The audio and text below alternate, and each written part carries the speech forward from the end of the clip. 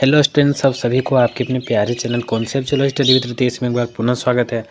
और आज की इस वीडियो में से history sem one major one जो आपका है उसको पूरा डिटेल में बताने वाले हैं सिलेबस के बारे में। और इसके साथ ही इसका एक फर्स्ट जो पॉइंट आपका रहा उत्पत्ति को इसमें हम जो है सो बताने वाले हैं ना।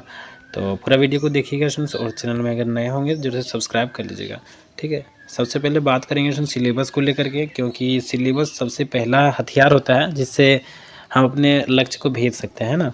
तो सबसे पहले तो जानेंगे इसका सिलेबस जो है आपका प्राचीन भारतीय इतिहास है, ठीक है। प्राचीन इतिहास है, उसमें भी भारत का प्राचीन इतिहास है ना। तो सबसे पहले जो है सो स्टूडेंट्स हड़प्पा सभ्यता से लेकर के मौर्य काल तक के बारे में पढ़ेंगे इसमें। तो मेनली पढ़ना क्या है, तो हड़प्पा से लेकर मौर्य काल तक ही, ठीक है। तो हड़प्पा में क्या क्या पढ़ने हैं, तो हड़प्पा सभ्यता का जो उत्पत्ति है, विस्तार है, विशेषताएं हैं और पतन कैसे हुआ उसके बारे में, है ना। फिर वैदिक सभ्यता के बारे में क्या क्या जानेंगे, तो सामाजिक, आर्थिक, राजनीतिक एवं धार्मिक स्थितियों के बारे में जानेंगे। फिर देखिए इसमें धार्मिक आंदोलन होते हैं हमारे भारतीय इतिहास में, है ना। तो ये क्या क्या धार्मिक आंदोलन होते हैं, तो जैन धर्म और बौद्ध धर्म का जो है सो उत्पत्ति भी होता है उसी समय, है ना। और फिर मगध साम्राज्य का उत्कर्ष होता है तो उसके बारे में जानेंगे, जिसमें आगे चल कर के मौर्य साम्राज्य का भी स्थापना होता है ना। तो देखिए मौर्य साम्राज्य में चंद्रगुप्त मौर्य जो है सो ज़्यादा प्रमुख है ना। तो इनके जीवन और उपलब्धियों के बारे में जानेंगे। फिर अशोक के धम्म, अवधारणा और प्रसार के बारे में जानेंगे। मौर्य प्रशासन का जो स्वरूप था, कौन कौन से अधिकारी थे और इसके कौन कौन से स्रोत हैं जिनसे हमको ये इसके बारे में पता चलता है ना। और लास्ट में मौर्य साम्राज्य का जो पतन है कैसे हुआ इतना शक्तिशाली होने के बावजूद भी, तो इसके बारे में हम लोग जानने का प्रयास करेंगे, ठीक है। तो ये जो वीडियोज़ है स्टूडेंट्स, इसको पूरा अंत तक देखना है तभी ज़्यादा समझ में आएंगे, है ना। तो ये आपका जो फर्स्ट जो सिलेबस में फर्स्ट पॉइंट जो दिया है हड़प्पा सभ्यता, इसका सिर्फ उत्पत्ति के बारे में इस वीडियो में बात करेंगे।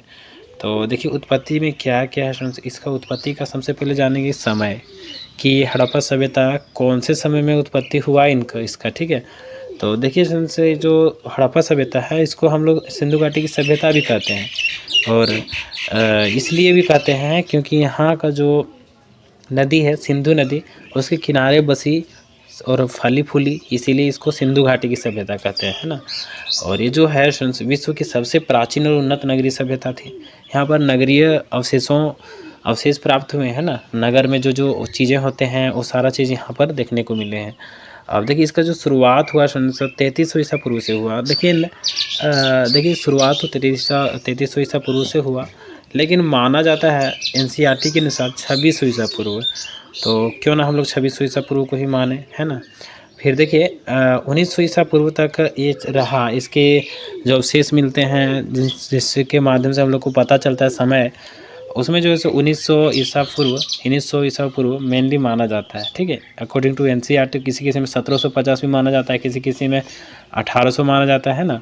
तो ये अदर अदर हो सकते हैं। यह मुख्य सभ्यता मुख्य रूप से सिंधु नदी और उसके सहायक नदियों के किनारे विकसित हुई थी, इसीलिए जो है सो इसको सिंधु घाटी की सभ्यता भी कहते हैं, है ना। और इसमें क्या कि हड़प्पा सभ्यता का जो उत्पत्ति है इसका अध्ययन कई पुरातत्वविदों और इतिहासकारों ने किया है। ये जो इसका जो उन्नत नगरीय संरचना है, व्यापारिक गतिविधियां हैं और संगठित सामाजिक जीवन जो है उसके लिए ज़्यादा फेमस भी है ना। अब इसका हम जानेंगे उत्पत्ति का भौगोलिक कहने का मतलब है कि ये उसी विशेष क्षेत्र में क्यों पनपी, है ना। कहीं भी तो हड़प्पा सभ्यता हो सकता था, और उसका क्या कारण था, कहाँ किस जगह में ये जो है सो फैला है, भौगोलिक परिप्रेक्ष्य में इसको देखेंगे, है ना। तो देखिए हड़प्पा सभ्यता का जो विस्तार है भारत, पाकिस्तान, अफगानिस्तान और के कुछ कुछ हिस्सों में है ना। तो पूरा भारत भी नहीं कर सकते हैं, पूरा पाकिस्तान भी नहीं कर सकते हैं, पूरा अफगानिस्तान भी नहीं कर सकते हैं, इसके कुछ कुछ हिस्सों में ये फैला है। हड़प्पा जो है सो जगह ये कहाँ पर है, पाकिस्तान के पंजाब में, है ना। मोहनजोदड़ो जो आपका हो गया ये जो है सो सिंध में, ये भी पाकिस्तान है ना।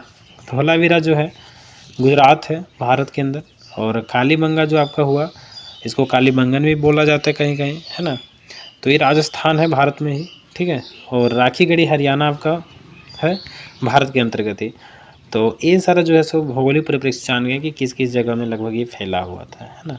और भी जगह है ऐसा नहीं है कि सिर्फ वहीं पर, है ना। दायमाबाद हो गया आपका, वगैरह वगैरह बहुत सारा, है ना। देखिए महत्वपूर्ण नदियाँ यहाँ कौन कौन सी थी, तो सिंधु नदी, जिसके कारण तो आपका यहाँ नाम रखा गया है ना। घग्गर हकरा नदी था, ये कहाँ पर था, तो कई महत्वपूर्ण हड़प्पा स्थल थे इसके अंतर्गत भी। रवि हो गया, ब्यास, सतलुज, ये नदियाँ भी सभ्यता के विकास में सहायक रही हैं। और नदियों के किनारे जो विकसित हुआ, इसके लिए यहाँ पर जो मिट्टी है उपजाऊ पाया जाता है, और जल संसाधन भी पर्याप्त मात्रा में देखने को मिलता है था। यहाँ पर व्यापारिक मार्गों का भी लाभ मिला इनको जल के माध्यम से, है ना, जिससे नगरों का विकास संभव हो सका। अब देखते हैं इसका क्या क्या कारण है, उत्पत्ति के संभावित कारण क्या क्या। तो देखिए उत्पत्ति, कोई भी चीज़ का उत्पत्ति होता है, कहीं भी सभ्यता बसता है, तो वहाँ पर सबसे पहले देखता है जल का सुविधा है कि नहीं, यहाँ पर खेती किया जा सकता है कि नहीं, यहाँ पर व्यापारिक गतिविधियों किया जा सकता है कि नहीं, यहाँ आर्थिक उन्नति हो सकती कि नहीं, यहाँ समाज कैसे रह सकता है ना। तो ठीक उसी तरह से कृषि और स्थायी निवास यहाँ बढ़िया देखने को मिला, है ना। तो देखिए प्रमुख कारण कृषि का विकास, यहाँ पर कृषि का विकास बढ़िया से हो सका है ना।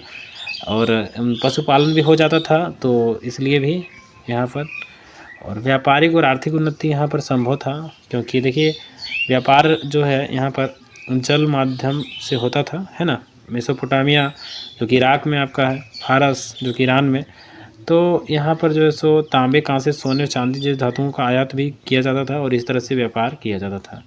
सामाजिक उन्नति भी यहाँ संभव था। प्रारंभ में लोग जो है सो छोटे समूह में रहते थे, लेकिन कृषि और व्यापार के कारण नगर बसने लगे, है ना। और धीरे धीरे व्यवस्थित समाज, धर्म, प्रशासन और हस्तकला का विकास हो गया। नगरों और शहरीकरण का भी शुरुआत हो गया यहाँ पर, शहर जैसा लगने लगा, है ना। धीरे धीरे उन्नति हुआ, और क्या ही कर सकते हैं। देखिए ग्रिड प्रणाली यहाँ का ज़्यादा फेमस है, जो कि सड़कें सीधी और चौड़ी होती थी, ईंटों के मकान भी थे। हड़प्पाई लोग पकी हुई ईंटों का उपयोग करते थे, पता है आप लोग को।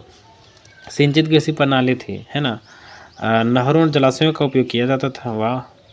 संगठित प्रशासन भी था, नगरों की देखरेख वाले कई केंद्रीय सरकार प्रशासन थे, है ना। और सारा योजनाबद्ध तरीका से था। अब देखिए इसका उत्पत्ति का कुछ सिद्धांत है, कुछ खास नहीं है, ठीक है, लेकिन हाँ इसको हम लोग लिख सकते हैं चाहे तो। प्राकृतिक सिद्धांत आपका हो गया, प्रवासी सिद्धांत हो गया। कोई कोई कहता है कि प्रकृति जो है सो यहाँ बढ़िया अनुकूल जलवायु था, इसीलिए यहाँ के लोग रहने लगे, है ना। प्रवासी सिद्धांत है कि कुछ कहीं आए और बस गए, है ना।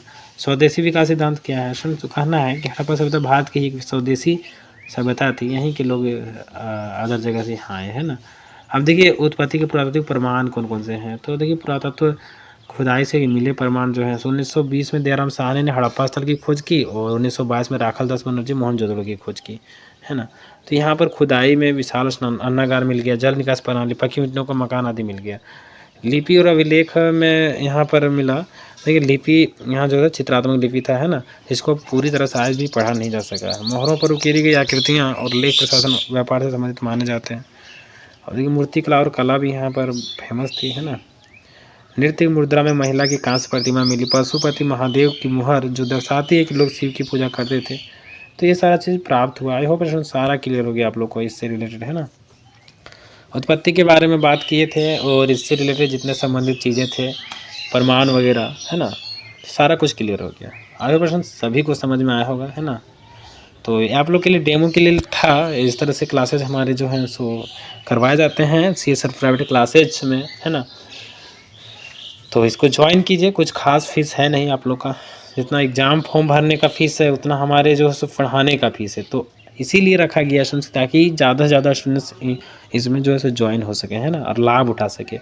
इसलिए नहीं कि क्वालिटी के अनुसार पैसे लिए जा रहे हैं, ऐसा नहीं, क्वालिटी इससे भी ज़्यादा हाई लेवल का है, उतना फीस आप लोग को नहीं दे सकते आप लोग, है ना। तो देखिए हमारे यहाँ क्वालिटी बेहतर से बेटर दिया जाता है, और समझाने का तरीका आप लोग को बेहतर मिलेगा, है ना। तो आप लोग जो है ज्वाइन कीजिए स्टूडेंट्स, और दिए गए नंबर पर कांटेक्ट कीजिए, है ना। नंबर अगर आपको नहीं पता तो यहाँ पर लिख दे रहा हूँ, ठीक है। तो इसी नंबर में व्हाट्सअप करना है, कॉलिंग ज़्यादा कीजिएगा नहीं, है ना, क्योंकि कॉलिंग से डिस्टर्बिंग होता है, तो अच्छा नहीं लगता है ना। तो थैंक्स फॉर वॉचिंग, और इस चैनल को सब्सक्राइब करना तो बनता है, क्योंकि अभी जो है सो जितने भी इन्फॉर्मेशन आएंगे सबसे पहले आप लोग को इसी चैनल में देखने को मिलेंगे। तो जरूर से सब्सक्राइब कर लीजिएगा। थैंक्स फॉर वॉचिंग, फिर मिलेंगे नए इंटरेस्टिंग वीडियो के साथ। जय हिंद, वंदे मातरम।